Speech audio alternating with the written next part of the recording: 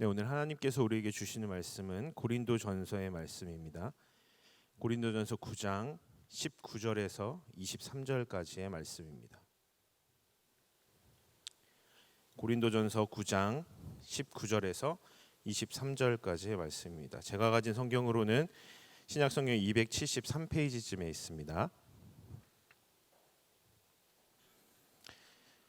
제가 한 절, 여러분들이 한 절, 마지막 23절은 함께 읽도록 하겠습니다. 내가 모든 사람에게서 자유로우나 스스로 모든 사람에게 종이 된 것은 더 많은 사람을 얻고자 함이라.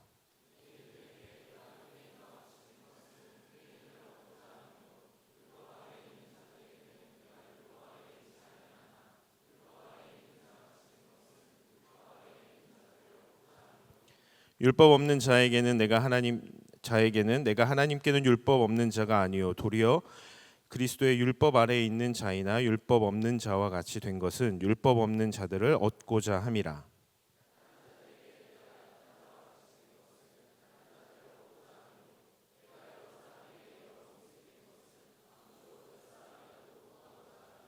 다 같이 읽겠습니다. 내가 복음을 위하여 모든 것을 행함은 복음에 참여하고자 함이라. 아멘. 할렐루야. 네, 오늘도 토요일 이렇게 밖에는 좀 비가 오고 있지만 어쨌든 토요일 날 주님 앞에 예배드리기 위해서 이 자리에 찾아주신 모든 청년들에게 하나님의 축복이 있기를 기원합니다. 우리는 지난 3주 동안 계속해서 행사를 진행했죠. 2주간의 샤인지어스 집회를 가졌고 지난주에는 빌리그레엄 50주년 기념 집회를 다녀왔습니다. 여러분들 어땠나요? 네, 좋았죠. 황대성 목사님 물어보셔도 대답이 없는데 저라고 별 수가 있겠습니까? 그래도 이쪽 어딘가에서 좋았습니다라는 대답이 나왔습니다. 감사합니다. 네, 다들 좋으셨죠? 네, 그런 줄 알겠습니다. 우리는 2주간의 샤인지저스 집회를 통해서 고정민 장로님의 간증과 또 담임 목사님의 설교 말씀을 들었습니다. 고정민 장로님께서는 본인의 삶의 경험을 함께 나눠주셨고 하나님께서 주신 달란트를 통해서 우리가 어떻게 복음을 전해야 하는지에 대해서 우리에게 아주 큰 도전의 말씀을 주셨습니다. 그리고 담임 목사님께서는 예수님을 믿는 것은 앞으로 나아가는 것입니다 라는 제아의 말씀으로 예수님을 의지하여 실패와 슬픔을 딛고 일어나 자유함을 얻어 하나님의 말씀에 의지하며 앞으로 나아가는 믿음의 도약을 해야 한다라는 말씀을 우리에게 주셔서 복음 안에서 앞으로 나아갈 것을 우리에게 말씀해 주셨습니다. 그리고 지난주 빌리그레엄 집회는 통해서 우리는 다시 한번 이 땅 가운데 하나님의 복음의 물결이 일어나기를 간절히 함께 기도했습니다. 그래서 제가 설교를 준비하기 앞서서 지난 3주간을 그렇게 돌이켜 보니까 우리는 지난 3주간 계속해서 하나님 나라의 복음 또 예수 그리스도의 복음에 대해서 참여할 것을 들었고 배웠고 또 함께 기도하며 도전받았던 시간을 가졌습니다. 그래서 오늘은 우리 함께 복음에 참여하는 사람에 대해서 함께 이야기를 나눠 보고자 합니다. 여러분 혹시 인터넷에서 교회에서 가장 무서운 사람들이라는 이야기를 읽어보신 적 있나요? 꽤 오래 전에 올라왔던 글인데 교회에서 가장 무서운 사람들이란 제목이었습니다. 어느 정도 공감이 되는 부분도 있고 재미난 부분도 있어서 여러분들과 함께 나누고자 합니다. 첫 번째는요. 새벽 기도에 오래도록 한 번도 빠지지 않고 참석한 집사님의 눈길이 무섭습니다. 그분의 머릿속에는 새벽 기도에 빠진 목사와 장로들의 횟수와 날짜가 정확히 기록되어 있습니다. 두 번째 사람은 11조를 정확하게 꼬박꼬박하는 성도의 눈길이 무섭습니다. 그분의 머릿속에는 11조를 빼먹거나 제대로 하지 않는 동료 성도들의 목록이 들어있는 것 같습니다. 세 번째는 40일 금식 기도를 다녀온 권사님의 눈길이 무섭습니다. 그분의 시선에는 너는 왜 금식 기도를 하지 않느냐라는 무언의 질타가 담겨 있습니다. 네 번째는 크고 건강한 교회를 다니는 성도들이 무섭습니다. 그분의 말투에는 작고 별 볼 일 없는 교회를 다니는 사람들에 대한 우월감이 넘쳐납니다. 다섯 번째는 무언가 깨달은 사람이 무섭습니다. 그분의 몸짓에는 깨닫지 못한 어리석은 사람들을 향한 손가락질이 배어 있습니다. 여섯 번째는 신학 박사 학위를 받은 신학자들이 무섭습니다. 그분 앞에 서면 모든 사람들이 종류별로 차곡차곡 분류될 것만 같습니다. 마지막 일곱 번째는 성도수가 제법 되는 교회의 목사들이 무섭습니다. 그분의 권위와 무게의 엄청난 압박으로 성도들이 그 앞에서 찌그러져 버릴 것 같습니다. 라는 글이었습니다. 여러분 어떠신가요? 일견 공감되는 부분도 있지 않습니까? 그런데 저는 이 글을 읽으면서 그런 생각을 했습니다. 사람들이 왜 이런 사람들을 무서운 사람들이라고 이야기할까라는 의문이었습니다. 근데 사실 이 글을 쭉 자세하게 몇 번을 곱씹어 읽어보니까 드는 생각은 이 사람들이 무서운 게 아니라 이 사람들과 함께 있는 것이 싫은 거였구나라는 생각을 하게 됐습니다. 쉽게 말하면 이런 사람들은 상종하고 싶지 않았던 것입니다. 아니 더 쉽게 말하면 그냥 이런 사람들 어떻습니까? 재수 없습니다. 정말 재수 없는 사람들입니다. 그래서 마치 우리 가운데 이런 생각이 있는 거야. 똥이 무서워서 피해? 더러워서 피하지. 이런 생각을 가지고 이 사람들과 함께 있기를 꺼려 한다는 것이죠. 사람들이 이런 사람들과 함께 있는 것이 싫은 이유는 딱 한 가지입니다. 그 사람들의 태도에 있습니다. 이런 사람들은, 이런 부류의 사람들은 그들의 태도에서 너무나도 그들의 생각이 드러나기 때문입니다. 그 생각이 무엇이냐 하면 바로 교만과 정죄입니다. 이런 사람들과 함께 있다 보면 어떤 게 느껴지냐 하면 나는 새벽기도 잘 나오는데, 나는 11조 잘하는데, 나는 금식기도도 하는데, 내가 다니는 교회는 크고 좋은데, 나는 깨달았는데, 나는 박사학위도 가졌는데, 우리 교회 성도는 많은데, 나는 이것도 이렇게 잘하고 있는데 넌 뭐하고 있니? 넌 왜 그 모양 그 꼴이야? 넌 왜 그거밖에 못해? 라고 우리에게 말하고 있는 것 같습니다. 이들의 태도를 통해 그것이 여실히 드러나기 때문에 우리는 이런 부류의 사람들과 함께 있는 것이 꺼려지는 것이고 자꾸만 피하게 되는 것이죠. 여론조사 기관인 한국갤럽에선 1984년부터 한국인의 종교와 종교의식이라는 보고서를 작성해 왔습니다. 지금까지도 조사하며 작성하고 있습니다. 이렇게 말하는 게 맞을지 모르겠지만 우리나라가 가장 종교적이었을 때가 이들의 조사에 따르면 2004년입니다. 왜냐하면 이들이 조사한 자료를 보면 2004년에 종교를 가지고 있다라고 말한 사람의 숫자가 무려 54%였습니다. 전체 인구 중에 반 이상의 사람들이 종교 생활을 하고 있었던 것이죠. 이 당시에 개신교 인구는 전체 인구의 21%였습니다. 그때가 가장 높은 수치였습니다. 우리 주변에 5명 중 1명은 교회를 다니고 있고 소위 말하는 그리스도인이었다라는 것이죠. 그리고 개신교에 대한 호감도 역시 37%로 상당히 높았습니다. 그렇다면 가장 최근 조사에 속하는 2021년 갤럽에서 조사한 내용은 어땠을까요? 종교를 가지고 있다고 말하는 사람의 숫자는 54%에서 40%로 떨어졌습니다. 개신교의 숫자는 21%에서 17%로 떨어졌습니다.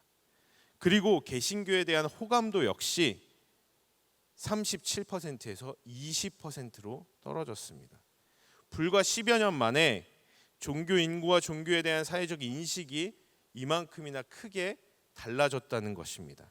특히나 더욱 심각한 것은 무엇인 줄 아십니까? 종교의 사회적인 영향력에 대해 물어봤을 때 이 조사를 시작한 초기에 1989년에는 무려 70%의 사람이 종교가 사회에 좋은 영향을 끼치고 있다라고 응답했는데 2021년에는 그 수치가 무려 18%까지 떨어졌습니다. 아주 추락해버렸습니다. 더더군다나 종교를 가지고 있지 않는 사람들은 무려 82%의 사람들이 종교는 사회에 도움이 되지 않는다라고 응답했다고 합니다. 여러분 어쩌다가 교회가 이렇게 됐을까요? 어쩌다가 교회가 세상으로부터 이렇게 질타를 받는, 세상으로부터 신뢰를 잃어버리게 된 것일까요? 혹시 우리는 아까 앞서 이야기했던 교회 안에 있는 무서운 사람들이, 꺼려지는 사람들이 우리가 되지는 않았을까요? 혹시라도 우리가 은연중에 그런 사람이 되어서 그런 시선으로 세상을 바라본 것은 아닐까요? 미국의 기독교 작가이면서 커뮤니케이션을 전공한 필립 얀시라는 사람이 있습니다. 그는 자신의 책 놀라운 하나님의 은혜라는 것에서 자신이 친구에게 들었던 이야기를 첫머리에 소개합니다. 그 이야기는 이렇습니다. 매춘부 하나가 나를 찾아왔네. 집도 없고 병든 데다 찢어지게 가난해서 2살 먹은 딸아이 하나 먹여 살릴 수 없는 처지였지. 울며기며 하는 이야기가 2살 된 자기 딸을 변태 성욕자들한테 돈을 받고 팔아왔다는 거야. 딸의 몸을 1시간만 팔면 자기가 하룻밤 버는 것보다 수입이 좋다나? 마약 살 돈을 대려면 어쩔 수 없다더군. 나는 그 여자에게 뭐라고 말해야 할지 모르겠더군. 교회에 가서 도전 받아볼 생각은 안 해봤냐고 겨우 물어봤다네. 여러분, 여기까지 들으시고 어떤 생각이 드시나요? 저는 이 책을 펼쳐서 여기까지 읽었을 때 더 이상 읽어 내려갈 수 없었습니다. 왜냐하면요, 기분이 나빴기 때문입니다. 솔직히 말해서 기분이 좋지 않았습니다. 기분이 나쁘고 불쾌했고 역겹기까지 했습니다. 매춘부의 마약 중독자라는 것도 그런데 어떻게 사람이 돼서, 어떻게 엄마라는 사람이 더더군다나 자신의 2살밖에 안 된 딸을 변태 성욕자들한테 돈을 받고 팔아 넘깁니까? 이해가 되지 않았습니다. 아니, 이해하고 싶지 않았다라고 이야기하는 게 더 맞을 것입니다. 너무 기분이 나빠서 저는 책을 덮었습니다. 그리고 책을 한쪽에 치워놨죠. 그렇게 시간이 좀 지나고 나서 그 책이 다시 눈에 들어왔고, 그래, 뭐 뒤에 뭐 다른 내용이 더 있겠지라는 생각으로 다시 한번 책을 펼치고 페이지를 넘겼습니다. 페이지를 넘겨서 그 필립 얀시의 친구는 계속해서 이야기를 이어나갔습니다. 그때 그 얼굴에 스쳐 지나가던 충격 어린 표정은 평생 못 잊을 걸세. 교회요? 거긴 뭐하러 가요? 안 그래도 충분히 비참한데 가면 그 사람들 때문에 더 비참해질 거예요. 저는 여기까지 읽고 또다시 책을 읽을 수 없었습니다. 왜냐하면 눈물이 계속 났기 때문입니다. 제가 눈물이 났던 이유는 이 매춘부가 말하는 그 사람들이 바로 저였기 때문입니다. 그녀를 더 비참하게 만든 사람, 그녀가 교회에 나오지 못하게끔 만든 그 무서운 사람이 바로 저였기 때문입니다. 나 같은 사람 때문에, 나 때문에 이 사람이 교회에 나오지 못했구나 라는 생각이 들면서 저는 책을 읽을 수가 없었습니다. 여러분, 교회에서 가장 무서운 사람들, 매춘부와 교회에 가지 못하게 만드는 사람들, 아니 그녀를 더욱더 비참하게 만드는 그 사람들, 혹시 우리가 그러한 사람들이 되고 있지는 않습니까? 그래서 사회에서는 점점 더 탈종교화 현상이 가속화되고 있고 사회에 대한 교회의 영향력은 점점 떨어지고 있고, 교회가 사회에 무슨 도움을 주냐고 세상 사람들이 우리에게 묻고 있는 것은 아닌지 생각해 봐야 할 것 같습니다. 여러분, 혹시 우리 안에 이런 생각이 있진 않나요? 나는 하나님 믿으니까, 난 교회 나오니까, 나 예배 드리고 있으니까, 나 기도하니까, 나 말씀 보니까 나는 의인이니까. 그런데 너는 교회 나오지 않잖아. 너 예배 드리지 않잖아. 너 기도하지 않잖아. 너 말씀 듣지 않잖아. 너 찬양하지 않잖아. 넌 죄인이네. 너는 왜 그래? 나는 의인인데. 너는 왜 그런 식으로 살아? 라는 그런 교만한 마음과 다른 사람을 향한 정죄하는 마음이 우리 안에 있지 않습니까? 여러분, 이런 사람을 복음에 참여하고 있는 사람이라고 볼 수 없을 것입니다. 사랑하는 청년부 여러분, 오늘 본문에서 바울은 스스로 모든 사람에게 종이 되었다라고 이야기를 합니다. 그런데 우리가 잘 알다시피 바울은 누군가의 종이 될 만한 사람이 아닙니다. 아니, 종처럼 행동할 필요도 없고 이유도 없는 사람이 바로 바울입니다. 왜냐하면 그는 로마인이었기 때문입니다. 로마의 시민이었습니다. 당시 전 세계 패권을 잡고 있던 그 어마어마한 힘을 가지고 있던 로마의 시민이었습니다. 여러분, 우리나라도 일제 강점기가 있었죠. 일제 식민지 시절에 일본 사람들 어땠습니까?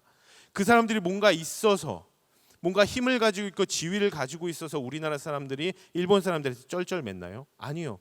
그냥 점령국의 국민이라는 이유 하나로 우리나라 사람들은 모든 일본 사람들 앞에서 쩔쩔매야 했습니다. 바울이 지금 이런 상황입니다. 바울은 로마가 점령하고 있는 그 전 세계의 많은 영토 어디를 가도 떵떵거리고 살아갈 수 있는 로마인이었습니다. 그리고 또한 바울은 그 당시 유명했던 학자인 가말리엘의 문화에서 수학했던 수재 중에 한 사람이었습니다.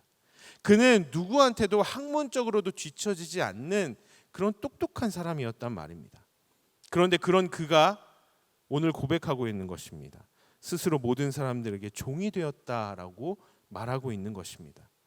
그는 유대인에게는 유대인과 같이 율법 아래에 있는 자들에게는 실제로 자신이 율법 아래에 있지 않음에도 불구하고 율법 아래에 있는 사람 같이, 반대로 율법 없는 자들에게는 자신은 그리스도의 율법 안에 있는 사람이지만 그들에게 율법 없는 자와 같이, 그리고 또한 약한 자에게는 약한 자와 같이 그렇게 여러 사람에게 여러 모습이 되었다라고 이어서 고백합니다.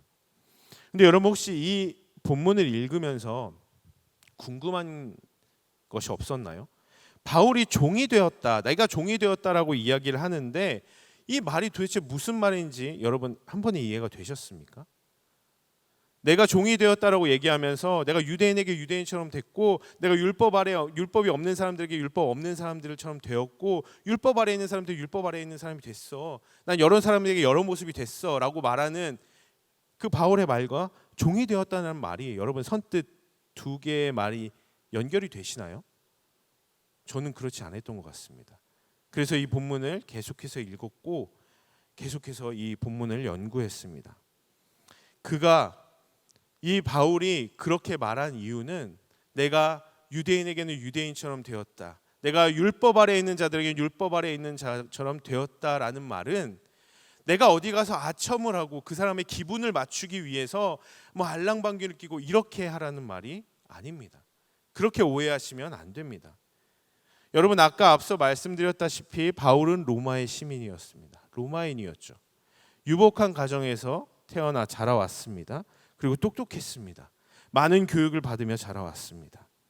여러분, 그러한 그의 성장 배경과 그가 그렇게 배워온 것들을 통해서 바울 안에는 자신만의 기준이 있었을 겁니다. 신념이 있었을 것입니다. 정의가 있었을 것이고요. 옳고 그름을 판단하는 잣대가 분명 바울 안에 있었을 것입니다. 그런데 여기서 말하는 바울이 말하는 종이 되었다라는 말은 나의 정체성, 나의 신념, 나이가 생각하는 정의, 나의 선택의 잣대, 나의 양심, 그 모든 것들을 내려놓겠다라는 의미입니다. 내려놓겠다. 그렇게 그는 모든 것에서 모든 사람들에게 자유할 수 있는 자유인임에도 불구하고 나는 그것을 포기하겠다라는 것입니다. 그것을 포기하고 내가 배운 학문, 내 경험, 내 지식, 내가 자라왔던 문화 환경들, 거기서 형성된 내 안에 있는 기준들을 다 포기하고 다 내려놓고 내가 판단하는 것이 아니라 복음에 내 자신을 복종시키겠다라는 의미입니다. 그렇게 바울은 복음 앞에 자신을 복종시킴으로써 유대인에게도, 율법 아래 있는 자들에게도, 율법이 없는 자들에게도, 약한 자들에게도 그 어떤 사람이라도 그 여러 사람에게 다가가서 그들을 진심으로 사랑할 수 있었고 그들에게 진심으로 공감할 수 있는 사람, 그렇게 함으로써 그들을 복음으로 인도할 수 있는 사람이 된 줄로 믿습니다. 여러분, 그런데 이렇게 하는 것이 쉬운 일일까요? 내가 가지고 있는 것들을 다 내려놓고 어떤 사람에게도 가도 그 사람에게 공감해주고 그 사람을 사랑해주는 것, 이게 쉬운 걸까요? 우리는 작년 10월 29일 늦은 저녁을 기억합니다. 우리는 다시는 기억하고 싶지 않는 큰 슬픔을 당한 날입니다. 눈부시게 아름다웠던 젊은 청년들이 너무나도 허망하게 이 땅을 떠나게 되었습니다. 저는 이 소식을 다음 날 주일 새벽이 돼서야 듣게 되었습니다. 이 소식을 들었을 때 너무나도 충격적이어서 현실적으로 와닿지 않을 정도로 굉장히 큰 슬픔에 빠졌습니다. 그런데요, 저는 더 충격적이고 더 슬픈 이야기를 듣게 되었습니다. 제가 지금 대학원을 다니고 있는데요, 대학원 동기들과 함께 이 일에 대해서 이야기를 나눴습니다. 그러던 중에 한 전도사님이, 다른 교회에서 이제 청년부 사역을 하신 한 전도사님이 이런 이야기를 했습니다. 마침 그날 주일 청년부 찬양 마지막 찬양이 밝고 신나는 찬양이었다고 합니다. 그런데 상황이고 이 슬픔에 동참하기 위해서 곡을 바꿔야 되겠다. 조금은 조용하고 차분한 곡으로, 위로할 수 있는 곡으로 바꿔야 되겠다라고 생각을 하고 찬양팀 지체에게 전화를 했다고 합니다. 전화를 해서 우리 이런 일이 있었으니 그들과 함께하는 마음을 가지고 오늘 찬양은 조용하고 차분한 곡으로 바꾸는 것이 좋겠습니다라고 이야기를 했다고 합니다. 그런데 그 이야기를 들은 청년의 반응은 이랬습니다. 왜요? 할로윈데이 같은 미신 같은 날에 자기들이 즐기자고 놀러 갔다가 죽은 사람들 때문에 왜 우리가 며칠 동안이나 연습한 그것을 바꿔야 합니까? 라고 되물었다고 합니다. 이 얘기를 들은 저는 너무나도 참담했습니다. 가슴이 너무나도 아팠습니다. 그리고 간절하게 기도했습니다. 하나님, 우리 교회 청년들만큼은 제발 그렇게 생각하지 않았으면 좋겠습니다라고 간절히 기도했습니다. 여러분, 이처럼 내 생각을 내려놓고 나를 제한시켜서 복음에 참여하는 것은 결코 쉬운 일이 아닙니다. 여러 사람에게 여러 모습이 되어서 그들의 마음에 공감해주고 그들을 진심으로 사랑해주는 것은 결코 쉬운 일이 아닙니다. 그 청년이 정말 나쁜 사람이었을까요? 그렇게 생각하지 않습니다. 그 청년이 정말 사이코패스 같은 사람이어서 다른 사람들한테 공감을 전혀 할 수 없는 사람이어서 그렇게 이야기했다고 생각되진 않습니다. 단지 복음에 참여하는 것이, 복음에 참여함으로 다른 사람들에게 깊이 공감하며 그들을 진심으로 사랑해 주는 것이 이만큼 어렵다는 것입니다. 만약에 그것이 쉬웠다면 교회 안에서 무서운 사람들이라는 이야기는 쓰여지지 않았겠죠. 그리고 아마 이 매춘부 역시 교회에 나왔을 것입니다. 여러분, 그렇다면 바울은 왜 그렇게까지 하겠다라고 고백을 했을까요? 왜 자신의 판단을 멈추고 복음에 자신을 복종시켜서 복음에 참여하는 사람이 되고자 했을까요? 명확합니다. 그의 답은 단 하나였습니다. 그의 목적은 분명했죠. 무엇입니까? 아무쪼록 몇 사람이라도 구원하고자 함이니입니다. 그가 종이 아님에도 스스로 종이 된 것은, 유대인처럼 행동한 것은, 율법 아래 있지 않음에도 불구하고 율법 아래 있는 사람들처럼 행동한 것은, 약한 사람처럼 된 것은, 자신이 배운 학문, 자신이 자란 문화와 환경, 그 모든 것을 다 포기하고 그 모든 것을 다 뛰어넘고 여러 사람에게 여러 모습이 되어서 그들을 사랑하고 공감하고자 한 이유는 어떻게 해서든지 단 몇 사람에게만이라도 예수 그리스도의 복음을 전하고 그들을 구원으로 인도하고자 한 것입니다. 결국 그의 이 모든 행동은 복음을 위한 것이었습니다. 사랑하는 여러분, 이것이 바로 복음에 참여하는 사람의 모습인 줄 믿습니다. 그럼 바울은 어떻게 그렇게 할 수 있었을까요? 바울은 어떻게, 그 힘든 것을 바울은 어떻게 할 수 있었을까요? 그가 뛰어났기 때문에?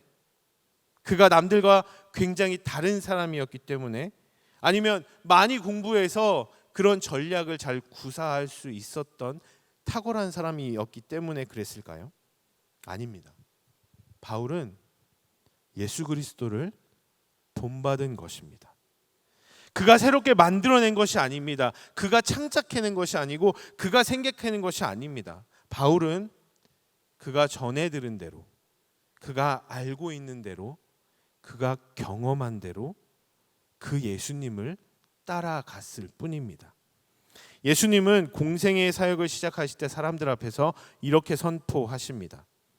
주의 성령이 내게 임하셨으니 이는 가난한 자에게 복음을 전하게 하시려고 내게 기름을 부으시고 나를 보내사 포로된 자에게 자유를, 눈먼 자에게 다시 보게 함을 전파하며 눌린 자를 자유롭게 하고 주의 은혜의 해를 전파하게 하려 하심이라. 예수님의 사역은 가난한 자에게, 포로된 자에게, 눈먼 자에게, 눌린 자에게 가는 것이었습니다. 예수님의 사역은 절대로 자기를 환영하는 사람에게 가는 것이 아니었습니다. 자기를 사랑하는 사람에게 가는 게 아니었고요. 자기에게 박수 쳐주는 사람, 나를 인정해주는 사람에게 가는 것이 아니었습니다. 이러한 예수님의 사역을 잘 보여주는 예시가 바로 마가복음 2장에 나오는 세리 레위를 부르신 일입니다. 당시 예수님은 많은 사람들에게 둘러싸여 있었습니다. 그 사람들은 예수님의 말씀을 듣기 위해 모인 사람들이었습니다. 예수님을 인정하고 예수님을 사랑하고 예수님을 잘 따랐던 사람들이죠. 그런데 예수님은 그 무리를 떠나십니다. 그 무리를 떠나셔서 어디로 가십니까? 세리였던 레위에게 가십니다. 세리 레위는 어떤 사람이었죠? 사람들에게 욕먹던 사람이었습니다. 손가락질 당하던 사람이었습니다. 죄인이었습니다. 예수님은 자기를 사랑해주고 인정해주고 환영해주고 자기에게 박수 쳐주는 그 사람들을 떠나서 세리 레위에게 가신 것입니다.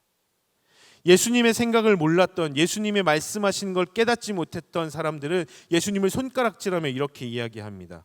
어찌하여 세리 같은 죄인들과 함께 식사를 하느냐? 어떻게 그럴 수 있느냐? 어떻게 죄인과 식사를 할 수 있느냐라고 이야기를 합니다. 그러자 예수님이 이렇게 대답하시죠. 건강한 자에게는 의사가 쓸데없고 병든 자에게라야 쓸데 있느니라. 나는 의인을 부르러 온 것이 아니요 죄인을 부르러 왔노라 하시니라. 예수님은 세리 레위를 향한 세상의 판단을 유보하셨습니다. 막으셨습니다. 세상이 판단하는 기준으로 레위를 바라보지 않으셨던 거죠. 예수님은 복음으로 죄인 레위를 감싸 주셨습니다. 그에게 진심으로 공감해 주었고 그를 진짜로 사랑해 주셨습니다. 그렇게 세리 레위는 예수님을 따라 복음으로 인도받았습니다. 그렇게 함으로 어떻게 되었습니까? 사람들에게 손가락질 당하며 욕먹던 그 세리 레위는 예수님의 제자가 되어 마태복음을 기록하는 사람이 되었던 것입니다. 예수님의 복음 사역은 끊어지지 않고 계속해서 이어집니다. 심지어 예수님의 복음 사역은 죽음의 고통 가운데 있는 십자가 위에서도 계속되었습니다. 예수님께서는 십자가에 달리실 때 두 죄인과 함께 십자가에 달리셨습니다. 로마 시대 때 십자가형은 법정 최고형이었습니다. 법정에서 가장 큰 죄인에게 내리는 벌이 십자가형이었죠.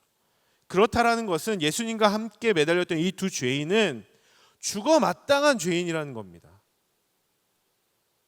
얼마나 큰 죄를 지었길래 법정에서 가장 큰 형벌을 받고 십자가에 매달려 있는 겁니까? 그만큼 큰 죄를 지은 죄인인 것입니다. 그런데 이 죄인 두 명 중에 한 명이 예수님을 모욕하듯이 이야기를 합니다. 그러자 그 옆에 있던 죄인이 예수님을 향해 모욕하는 그 죄인을 꾸짖으면서 이렇게 이야기합니다. 우리는 죄를 지었기 때문에 이런 벌을 받아도 싸지만 이분은 잘못한 것이 아무것도 없다. 예수님, 당신의 나라에 들어갈 때 저를 기억해 주십시오. 라고 예수님께 고백합니다. 아까 말씀드렸듯이 이들은 죽어 마땅한 죄인들입니다.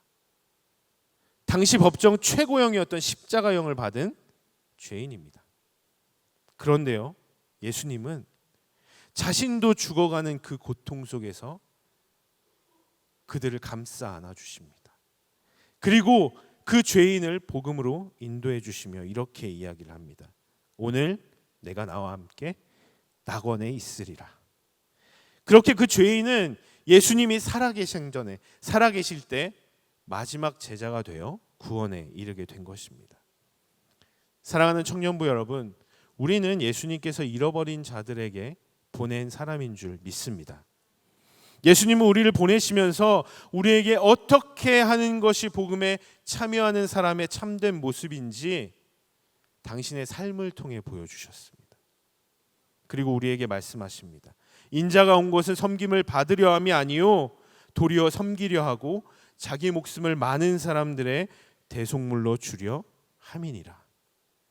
그렇게 당신의 삶으로 우리에게 얘들아, 복음에 참여하는 사람의 삶은 이런 거야 라고 당신의 삶을 통해 보여주시면서 예수님 우리에게 새로운 계명을 허락하십니다. 새 계명을 너희에게 주노니 서로 사랑하라. 내가 너희를 사랑한 것 같이 너희도 서로 사랑하라. 너희가 서로 사랑하며 이로써 모든 사람이 너희가 내 제자인 줄 알리라 라고 말씀해 주셨습니다. 여러분 혹시 아까 제가 앞서 말씀드린 매춘부 이야기 기억나시나요? 여러분들에게 묻고 싶습니다. 어떤 부분이 기억나시나요? 매춘부라는 거?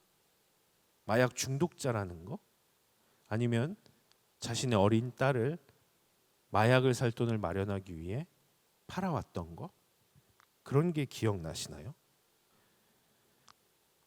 그런데 여러분 만약에 예수님이 이 이야기를 들으셨다면, 우리와 똑같은 이 매춘부 이야기를 들으셨다면 예수님은 무엇을 기억하실까요?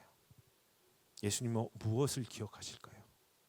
혹시 여러분 제가 전해드린 이 매춘부 이야기 중에 매춘부가 한 말을 기억하시는 분이 계십니까? 매춘부의 말이 기억나시는 분이 계신가요? 그리고 그녀의 말 중에 안 그래도 충분히 비참한데 라고 말했던 이 부분이 혹시 기억나는 사람이 있으신가요? 예수님은 이 말을 기억하고 계실 것입니다. 그녀가 매춘부라는 게 아니라, 그녀가 마약 중독자라는 게 아니라, 그녀가 자신의 어린 딸을 팔아넘겼던 그런 파렴치한이라는 것이 아니라, 그녀의 죄가 아니라, 그녀의 잘못이 아니라 그녀의 비참한 심정을 예수님이 기억하셨을 것입니다. 예수님은 그녀의 참담한 상황을 기억하실 것입니다. 그녀의 눈물을 기억하셨을 것입니다. 그렇게 예수님은 간음 중에 비참한 모습으로 끌려온 그 여인에게 너를 고발하던 그들이 어디 있느냐? 너를 정죄한 자가 없느냐?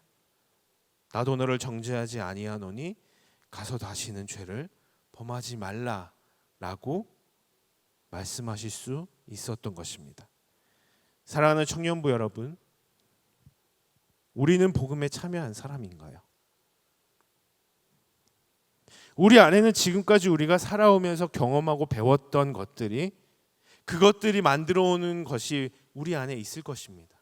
여러분 안에 있을 겁니다. 여러분 혹시 나쁜 기억이, 나쁜 경험이 왜 더 선명하고 오래 남는지 아십니까?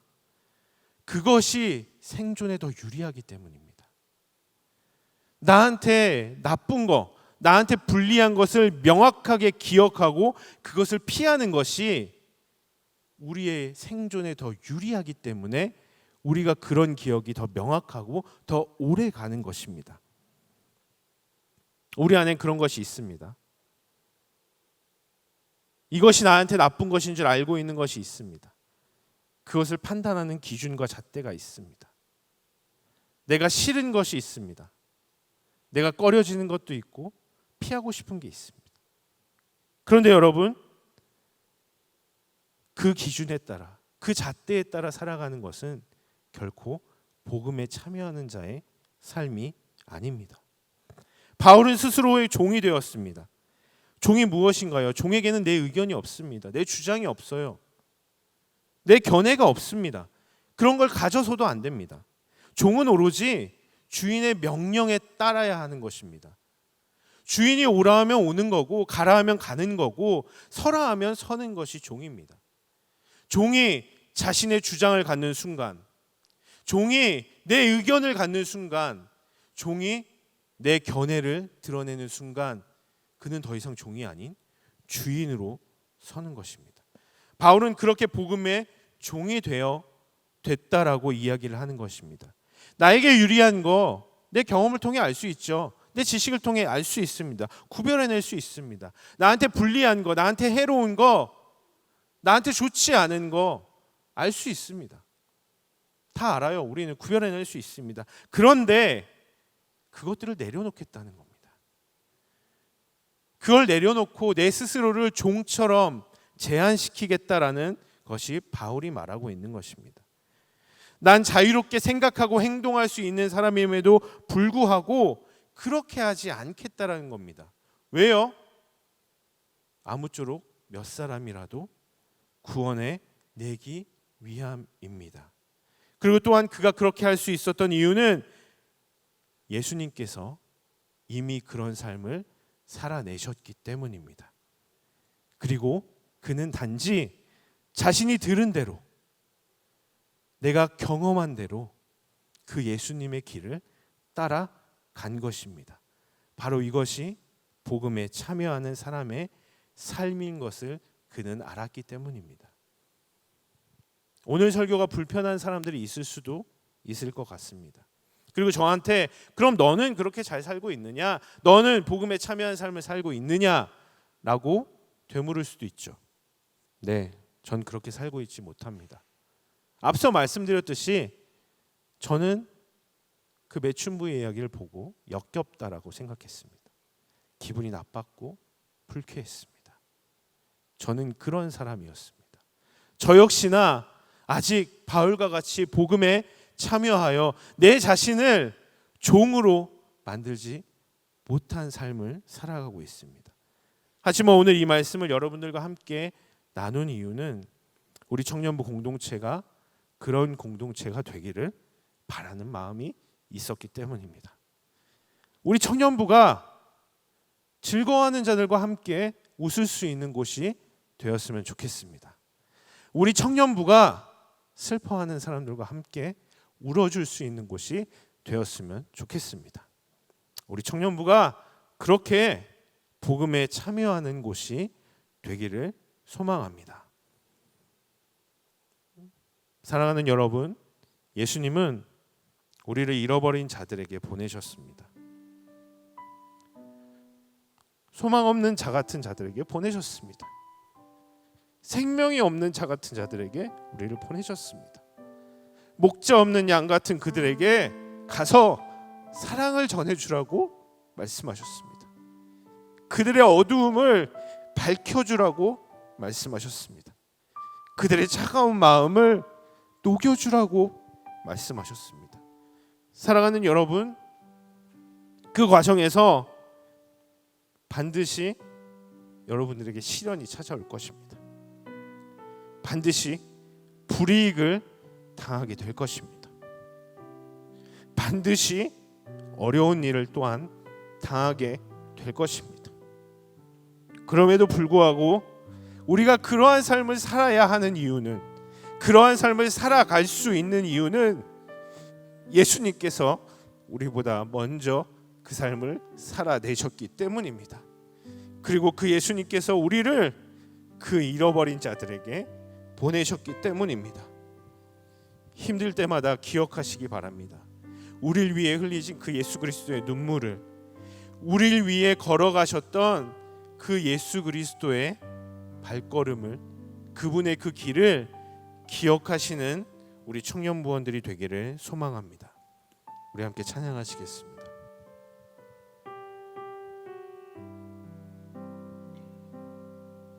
주님 나를 택하사 잃어버린 자에게 아버지의 사랑을 나누게 하시네.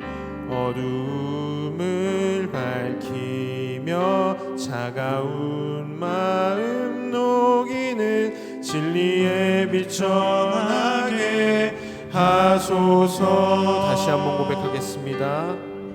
주님 나를 택하사 잃어버린 자에게 아버지의 사랑을 나누게 하시네. 어둠을 밝히며 차가운 마음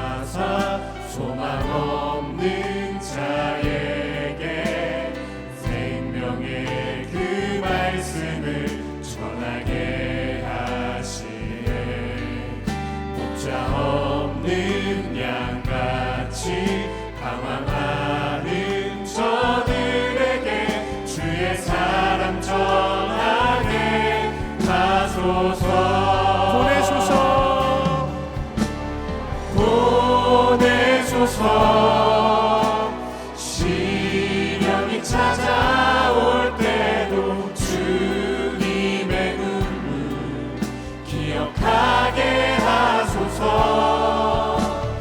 보내소서. 주께서 가신 길을 나도 걸어가게 하소서. 보내소서. 시련이 찾아올 때도 주님의 눈물 기억하게 하소서. 보내소서. 주께서 하신 길을 나도 걸어가게 하소서.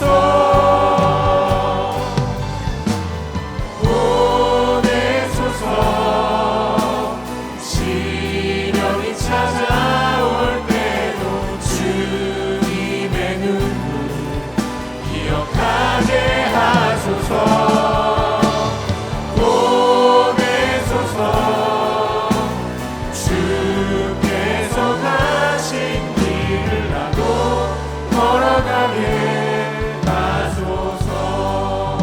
이 시간 우리 함께 기도하겠습니다. 주님, 우리가 복음에 참여한 자가 되게 하여 주시옵소서.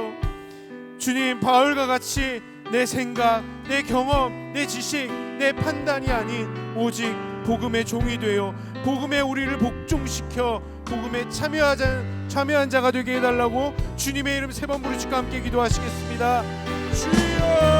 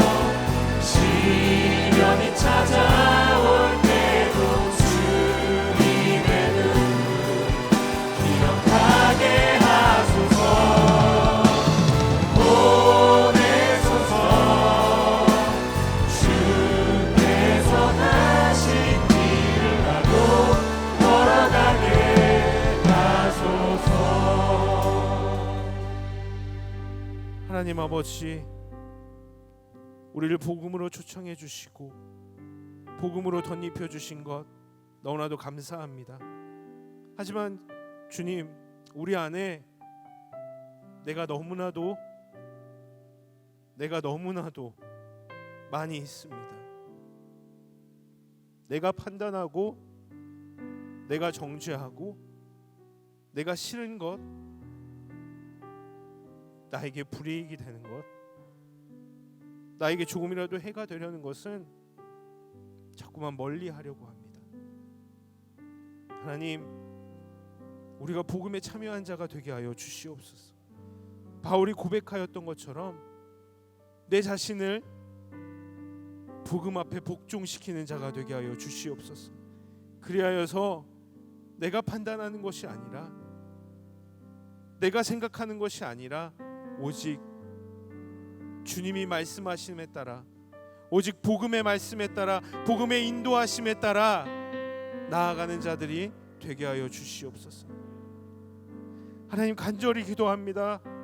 우리 청년부 공동체가 그러한 곳이 되게 하여 주시옵소서. 즐거워하는 자들과 함께 웃을 수 있는 곳, 슬퍼하는 사람들과 함께 울어줄 수 있는 곳, 누가 와도 이곳에 잘 적응할 수 있는 곳, 누구든지 이곳에 오면 내가 사랑받고 있구나라고 생각할 수 있는 곳, 누가 이 자리에 나온다 할지라도 우리가 그들을 사랑할 수 있는 곳, 그들을 공감할 수 있는 곳, 그들을 품어줄 수 있는 곳, 그런 곳이 우리 청년부가 되게 하여 주시옵소서. 주님께서 우리를 잃어버린 자들에게 보내셨습니다. 그 사람을 사랑하라고, 그 사람의 어둠을 밝혀주라고, 그 사람의 차가운 마음을 녹여달라고 그렇게 우리를 보내셨습니다. 하나님, 근데요, 그렇게 살아가면 우리가 너무 힘듭니다. 우리한테 시련이 찾아올 게 뻔하고요, 어려움이 찾아올 게 뻔하고, 우리는 불이익을 당하게 될 게 뻔합니다. 하나님, 근데요, 우리가 그렇게 살아갈 수 있는 이유는 예수님이 우리를 위해 그렇게 사셨기 때문입니다. 예수님이 당신의 삶으로 우리에게 보여주셨기 때문입니다. 얘들아, 이렇게 살아가야 돼.